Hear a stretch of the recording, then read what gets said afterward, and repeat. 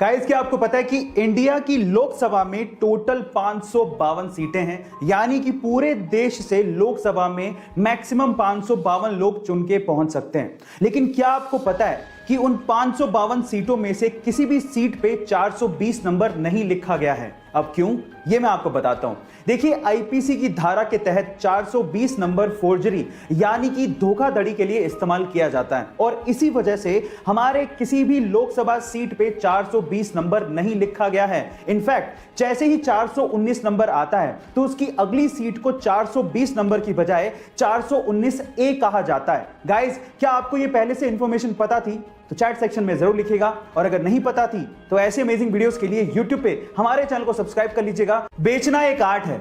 आप जितने अलग तरीके से अपने प्रोडक्ट का विज्ञापन करेंगे, आपका प्रोडक्ट उतनी तेजी से लोगों के दिमाग में चढ़ने लगेगा और आपकी सेल्स भी बढ़ने लगेंगी। और कुछ ऐसा ही किया रेड बुल ने। एक्चुअली हुआ कुछ यूं कि एक बार रेड बुल ने अपनी एनर्जी ड्रिंक लंदन में लॉन्च की और उसके लिए सबसे पहले उन्होंने ट्रेडिशनल विज्ञापन किए, जैसे कि टीवी और रेडियो पे ऐड देना, लेकिन उसका लोगों के दिमाग पे कोई फर्क नहीं पड़ रहा था और सेल्स भी नहीं बढ़ रहे थे। फिर रेड बुल वालों ने लगाया दिमाग। उन्होंने रेड बुल के खाली केन्स लिए और लंदन की सड़कों पे और डस्टबिन में डलवा दिए।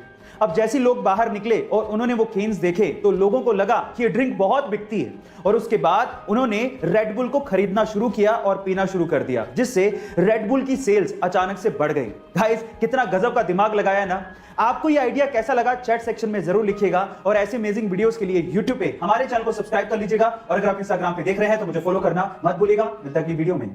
हम लोग भावात्मक तरीके से कई बार इंग्लिश को गलत बोलते हैं। कैसे, मैं आपको एग्जांपल के साथ बताता हूं। जैसे कि अगर किसी की शादी की सालगिरह है तो उसे मैरिज एनिवर्सरी नहीं कहते, उसे वेडिंग एनिवर्सरी कहते हैं।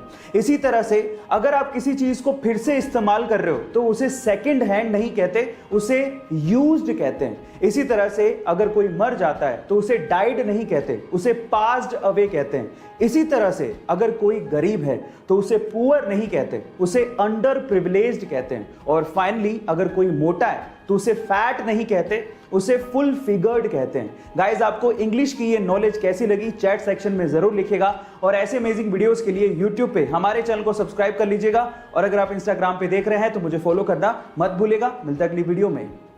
इंडिया में जब भी किसी के पास पैसे होते हैं या फिर उनकी जेब अलाउ करती है तो वो अपनी पसंदीदा गाड़ी खरीदने के लिए शोरूम पहुंच जाते हैं। वो ये भी नहीं सोचते कि इस गाड़ी को पार्क करने के लिए उनके पास पार्किंग प्लेस है या नहीं, ना ही शोरूम वाले पूछते हैं। लेकिन ये इंडिया में होता है, जापान में नहीं। गाइस, जापान में अगर आपको गाड़ी खरीदनी है तो आपको पहले स्थानीय पुलिस स्टेशन पहुंचकर पार्किंग के दस्तावेज जमा कराने पड़ेंगे। उसके बाद पुलिस वाले आपको पार्किंग स्पेस सर्टिफिकेट देंगे और उसके बाद ही आप गाड़ी खरीद पाओगे।